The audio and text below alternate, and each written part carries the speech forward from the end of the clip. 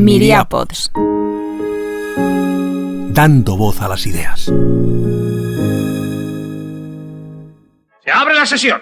Excelencia, aquí tiene el informe de la tesorería. Espero que esté claro. ¿Claro? Hasta un crío de 4 años podría comprenderlo. Búsqueme un crío de 4 años. A mí me parece chino. Yo te lo explico. Así funciona esto. Qué tranquilidad, Ana Comillas, qué tranquilidad. Hoy en el estudio no hay animales, ni personajes de peli de miedo. ¿Un toro? No es solo un toro, Juanra. Escucha. ¿Un oso?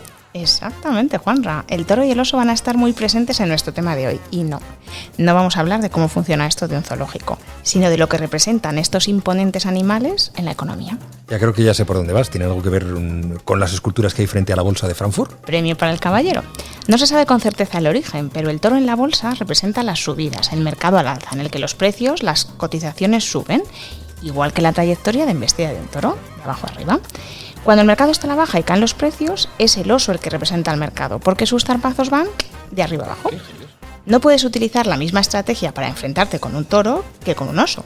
Así que antes de entrar en la bolsa es muy importante reunir toda la información posible para saber qué armas tomar. Queremos no solo sobrevivir a la embestida, sino que queremos tener beneficios. Pues así funciona esto de la bolsa. Empezamos.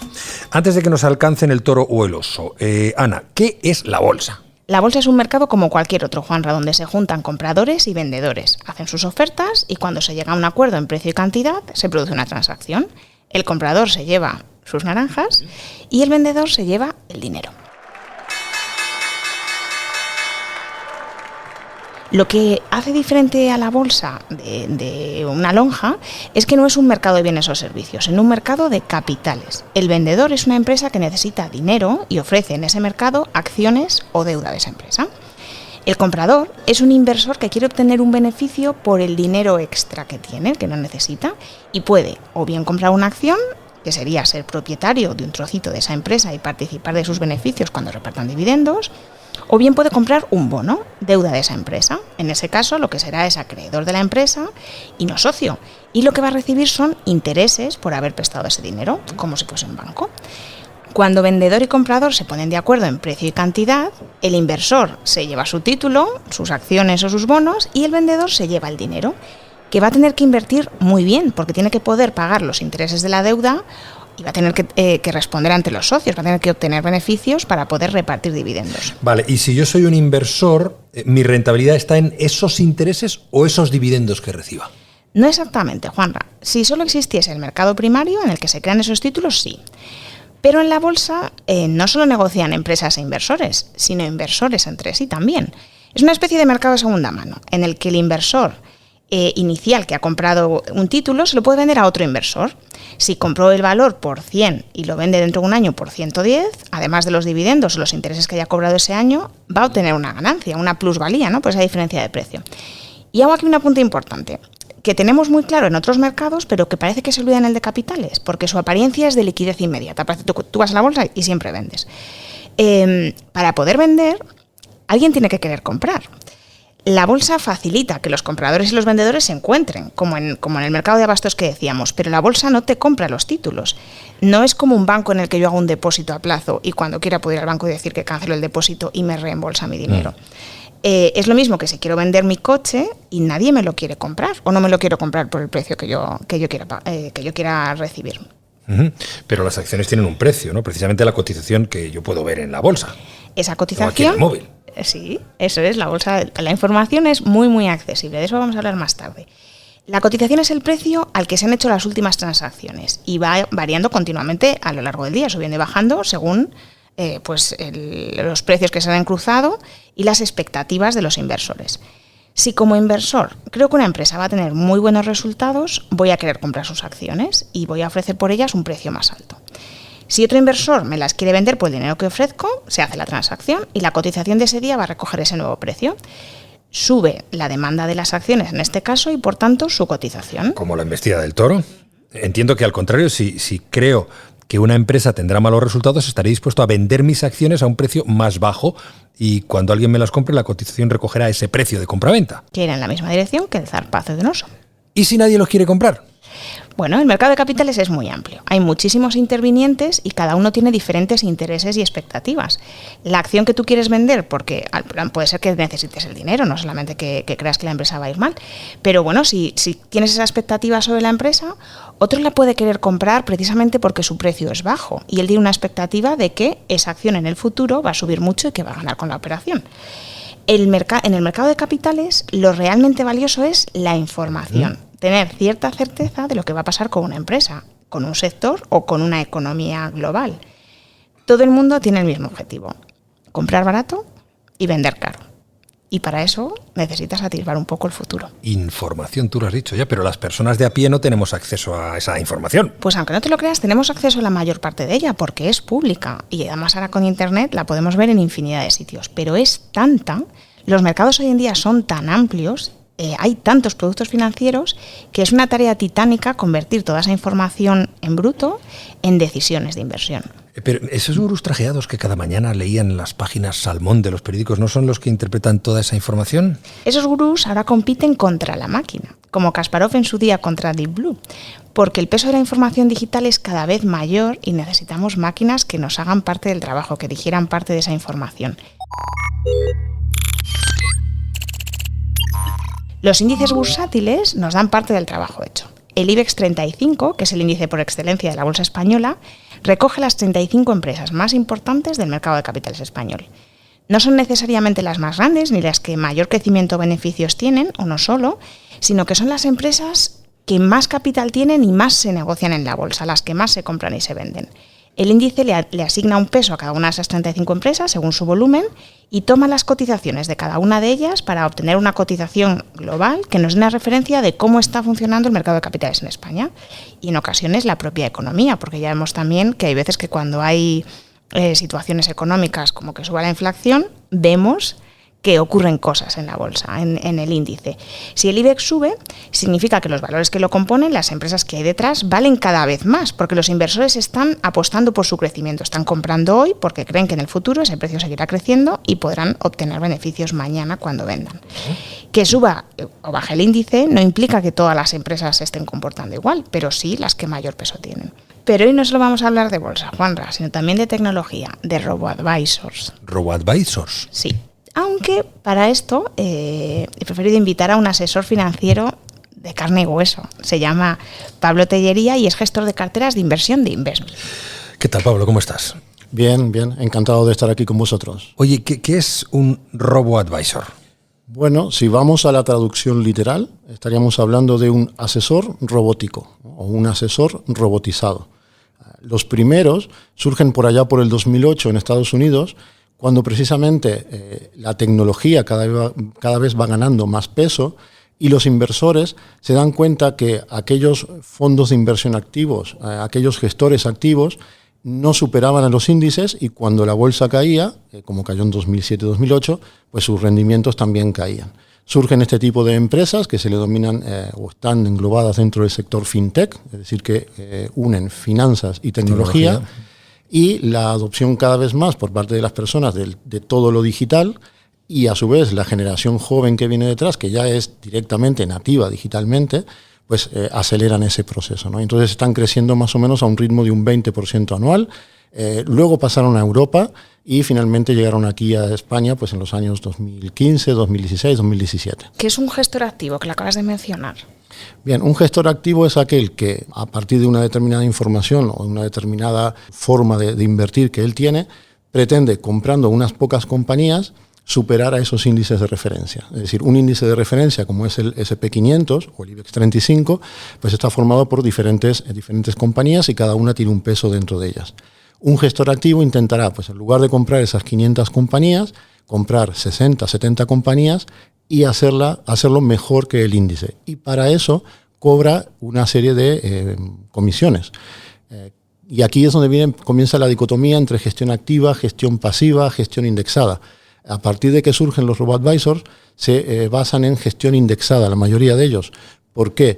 Porque hay diferentes estudios que demuestran que es muy difícil superar a esos índices bursátiles, a esos grandes índices, que hay muy poquitos gestores activos que lo consiguen y además que lo consiguen mantener en el tiempo, es decir, un gestor activo puede hacerlo bien durante 2, 3, 5 años, pero luego en los siguientes 5 o 7 años no hacerlo mejor que ese índice. Y sin embargo, al inversor sí que le cobran unas comisiones un poquito altas.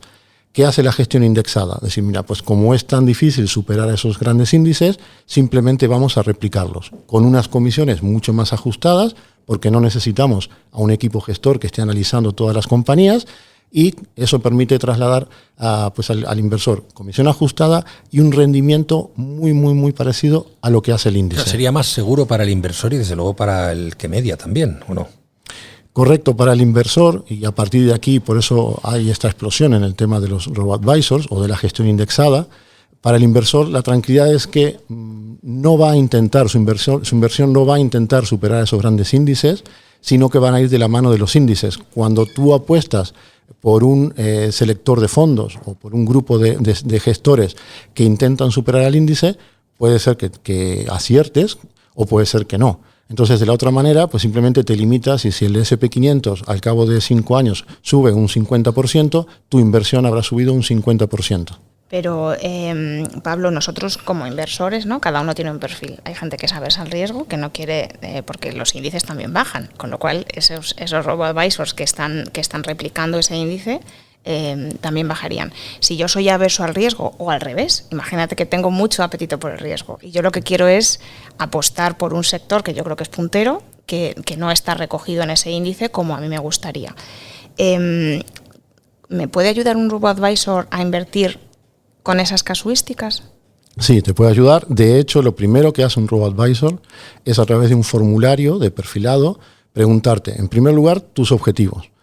Tu situación personal, tu aversión al riesgo, qué horizonte temporal tienes para esa inversión. No es lo mismo que tú tengas un horizonte temporal de 4 o 5 años a que una persona comience con 25 o 30 años y esté pensando en complementar su jubilación futura. Evidentemente podrá asumir más riesgo.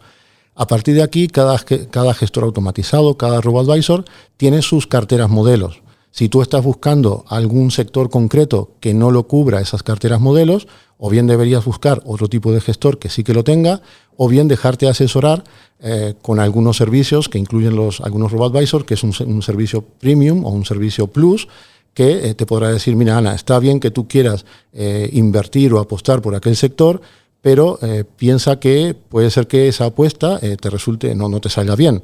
Con lo cual, no arriesgues más de un X% de tu patrimonio. Y ese X% que se puede arriesgar saldrá de ese perfilado que hace el robo-advisor. ¿Con algoritmos? Sí.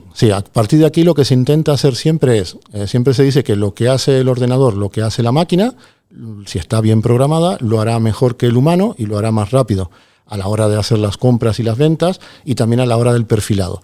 Cuando hay el trato humano, que también puede ir muy bien, siempre puede haber un problema, y es que se caiga en algún tipo de sesgo. Es decir, aunque un inversor profesional lleve muchos años en el sector, al final somos personas y puede tener algún tipo de sesgo. Por ejemplo, presión por parte del inversor. Como te estoy cobrando un porcentaje en comisiones, por ejemplo, del 1,5%, del 2% sobre lo que te estoy gestionando, no quiero dentro de 6 meses, en la reunión que mantengamos, ofrecerte que tu cartera va perdiendo. Entonces, a veces lo que se ha caído muchas veces es en poner carteras algo más conservadoras, para que cuando tengas esa reunión con la persona, con el cliente, no te meta un poco la bronca, ¿no?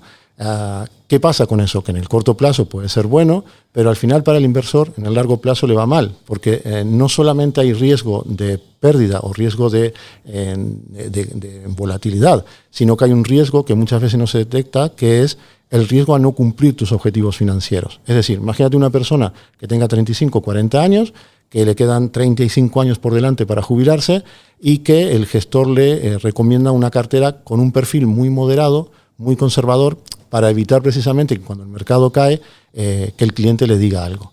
Entonces esto es un error, porque al final ese inversor, pues a largo plazo, es verdad que no ha perdido tanto, su cartera no se ha movido tanto, pero tampoco habrá conseguido el objetivo que él tenía, ¿no?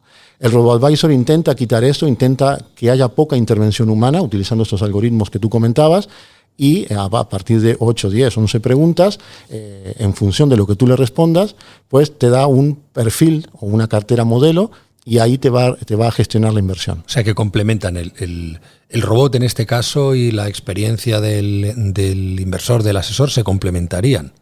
¿O tiene más peso el robot? Podrían ser complementarios, también aquí depende del tipo de servicio que se ofrece. Hay desde servicios totalmente digitalizados, en donde simplemente los algoritmos, en función de tus respuestas, te va a dar una cartera modelo. Y luego hay servicios híbridos, que probablemente hacia aquí vaya el sector, y sobre todo a partir de un determinado volumen gestionado, en el cual te apoyas en la parte de algoritmos, pero luego sí que está el trato humano. No el trato humano a la hora de intentar adivinar lo que va a ser el mercado. Sí que es importante dejarle claro al inversor que nadie sabe lo que hará el mercado. Pero sí que es importante, como comentaba Ana, pues guiarle un poco, de decir, mira, si Ana quiere tener una exposición muy alta a criptomonedas o al sector tecnológico, en función del perfil de la respuesta que ella le ha dado al RoboAdvisor, el gestor aquí se puede apoyar y puede decir, mira Ana, tu perfil es un perfil conservador. Está bien que hayas escuchado en la cena de Navidad que alguien ganó mucho dinero con criptomonedas o con una inversión en un sector tecnológico, pero tu perfil no encaja. Está muy bien cuando el mercado gana y estamos todos contentos, pero cuando el mercado baja un 30 o un 40%, tu cartera lo notará. Entonces es mejor que ese porcentaje que dediques a ese tipo de inversión sea algo más conservador. Así que ese modelo híbrido probablemente sea el que acabe funcionando, y sobre todo porque hay hay un sector de los inversores que tienen una determinada edad, pero también hay mucha gente joven que viene detrás, y que además va a heredar mucha parte de ese patrimonio. Y estos son nativos 100% digital. Cuéntanos un poco más de cómo funciona por dentro. Yo tengo, por ejemplo, un 10% en el sector agrario, y resulta que el sector agrario empieza a subir como la espuma. Y deja de ser, hoy es un 10, pero mañana es un 20%. ¿Qué haría el RoboAdvisor? Porque yo voy ganando dinero. Claro, vas ganando dinero, pero tu cartera se comenzará a salir del perfil de riesgo. Por lo que te comentaba, cuando el mercado va en positivo y cuando tu cartera está en verde, estamos todos contentos, pero si hay una caída y el sector agrario, en lugar de pesar un 10% en tu cartera, comienza a pesar un 18, un 20 o 25, pues esa caída será mucho mayor. Entonces el RoboAdvisor lo que hace es permanentemente, periódicamente, cada mes, cada trimestre, cada semestre, rebalancear la cartera para que el sector agrario siempre pese en tu cartera un 10%. Pero Pablo, al final, todos los RoboAdvisor entiendo que usan algoritmos muy similares. Es verdad que es muy difícil influir en el mercado, precisamente porque es tan amplio, tiene tantos participantes, hay tantas empresas, etcétera. Es muy difícil influir para que una empresa sube o baja, ¿no? Pero si todos los algoritmos al final obtienen, digamos, como la misma respuesta, ¿los propios algoritmos no van a influir en el mercado? Es una muy buena pregunta, y cuando la gestión indexada o gestión pasiva comenzó a acelerar el negocio, pues claro, la parte de gestión activa pues es una de las críticas que le hace, ¿no? Que al final pues compra todos los valores y no hace una función de selección. Primero tenemos que tener claro lo siguiente, es decir, la gestión indexada, si nos vamos a Estados Unidos, que es donde está más desarrollada, es verdad que los activos bajo gestión, los activos que están gestionados en fondos, ya supera, pasa del 50% a la gestión indexada, ya supera la gestión activa. Pero en la negociación diaria, la gestión indexada supone más o menos un 5, un 6% del volumen diario. ¿Qué quiere decir eso? Que por lo general el inversor que busca la indexación va buscando ese medio o largo plazo. No está comprando y vendiendo permanentemente. Suele ser más bien compras periódicas a su plan de inversión. Y en el día a día, esta gestión activa es quien se encarga de dar el precio. Entonces la gestión indexada lo que hace un poco es aprovecharse de ese conocimiento colectivo, de esos gestores activos que en el día a día, esos osos, esos toros que están determinando cuánto vale una acción, y al final del día, si creen que determinada acción vale 100 euros, pues la gestión indexada entrará a orden de compra y comprará por 100 euros. ¿Vale? Por lo general, sí que es verdad que la mayoría de RoboAdvisors suelen dividir las carteras en renta variable, o sea, en acciones, y en renta fija, en bonos, pero a partir de aquí hay un mundo de estrategias diferentes, no todos hacen la misma estrategia. Hay muchísimas personas que cada una tiene sus perfiles de riesgos, unas estarán comprando, unas comenzarán a retirar dinero, unos robo-advisors gestionan de una manera y distribuyen los perfiles de una manera o tienen unas carteras modelo y otros de otra. Entonces es muy difícil que todos coincidan a la vez y ya te digo, de hecho, aunque coincidan a la vez, ahora mismo el volumen diario que representa la gestión indexada a nivel de Estados Unidos y luego a nivel global es muy bajito como para mover el mercado. Oye, Pablo, yo tengo aquí 70.000 euros, que los estaba ahorrando toda la vida. Te los doy. ¿Qué hago con ellos? ¿Se los pasamos al robot? ¿Vamos por la gestión indexada? ¿Lo dejo en tu mano y hablamos dentro de un año y te doy la bronca o no? ¿Qué hacemos? Bueno, yo primero, Juanra, te diría qué objetivo tienes. Es decir, muchas veces... Rentabilizarlos, ganar un poquito. Vale, pero un paso más allá. ¿Qué es ganar un poquito? ¿O qué es rentabilizarlo? ¿Está bien una rentabilidad de un 2%, un 8%, un 20%? Hombre, mejor un 20. Vale. Claro. Entonces, para ganar... Ana y yo tenemos aquí este dinero y no sabemos qué hacer. Perfecto. Bueno, Entonces, ahora sí sabe, yo no. Para ganar un 20 tendrás que ser capaz de soportar posibles caídas, incluso a veces del doble. Es decir, tienes que apostar mucho, tienes que invertir mucho en renta variable, en acciones. Y las acciones fluctúan más que los bonos. Es probable que nada más comenzar a invertir, el mercado sea alcista y llegues a ese 20% pues, en un año y medio, 2 años. Pero también es probable que cojas un mercado bajista y tu cartera o esos 70.000 euros veas cómo va perdiendo un 40%. Eso es lo primero. Tú estás dispuesto a soportar esa pérdida, es decir, al final, rentabilidad-riesgo.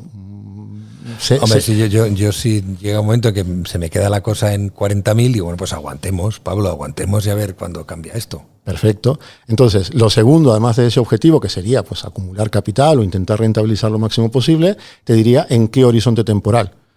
¿Lo quieres hacer en un año? Pues es una apuesta muy arriesgada y probablemente haya que coger mucho riesgo. 5 años. 5 años, bueno, es un entorno razonable. Hay una serie de preguntas adicionales que hay que hacer, pero a partir de aquí yo te diría, mira, pues en InvestMe, por ejemplo, pues tenemos un servicio que está automatizado, pero al cual te podemos dar soporte a nivel personal. ¿Para cuándo? Pues para cuando comiences a invertir y el mercado caiga un 20%. Y tú nos llames un día y me digas, Pablo, vale, me has explicado todo aquello muy bien, a largo plazo, soy muy consciente, pero el mercado va cayendo un 20% y me duele. Y yo te diré, mira, Juanra, es que me habías dicho que el horizonte temporal era este, es que me habías dicho que podías soportar una caída de un 40 y tú tan tranquilo. Bueno, si no ha cambiado nada en ese horizonte temporal, si no ha cambiado nada en tu situación personal, tu capacidad de ahorro, tu situación, no muevas nada, mantén el plan, que tienes muchas probabilidades que el mercado recupere y acabes obteniendo ese objetivo. Entiendo, Pablo, que sea con un robot o sea con un asesor de carne y hueso, el tiempo es fundamental.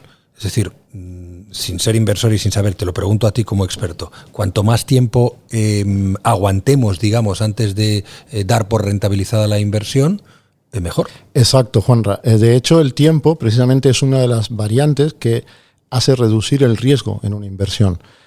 Primero tienes que tener una cartera dentro de tu perfil de riesgo. Una vez eso, pues hay que mantenerla cada año en función del horizonte temporal. Pero cuanto más tiempo tengas por delante y tengas una cartera con diversificación global, tú estás apostando por toda la economía global, estás apostando por el progreso humano. Cada día nos levantamos, vamos a trabajar, tenemos que tomar un café, hacernos un desayuno, comer al mediodía, reservar un hotel, se nos rompe el coche, comprar un electrodoméstico o un teléfono móvil. Entonces, las compañías permanentemente siempre van evolucionando. ¿Qué pasa? Que no es lineal o no describe una recta o una curva, perfecta. El mercado fluctúa y hay momentos de más o menos pánico, hay momentos de más o menos parón, a nivel económico global también, pero cuando miras un horizonte de largo plazo, la tendencia de este mercado, la tendencia de la economía es alcista. Entonces, cuando un inversor tiene mucho tiempo por delante, pues seguramente podrá asumir más riesgo, más volatilidad en su cartera, porque si hay un mercado bajista que dura 1, 2, 3 años, aún tendrá tiempo para recuperar. Entonces es muy importante el horizonte temporal y por eso en los robo-advisors es un factor después del objetivo, prácticamente pues es la segunda pregunta que se suele hacer para poder perfilar bien a la persona y recomendarle la cartera correcta. Empezamos con el ábaco, luego las calculadoras, la hoja de cálculo y ahora ya necesitamos robots para gestionar toda la información que produce el mercado.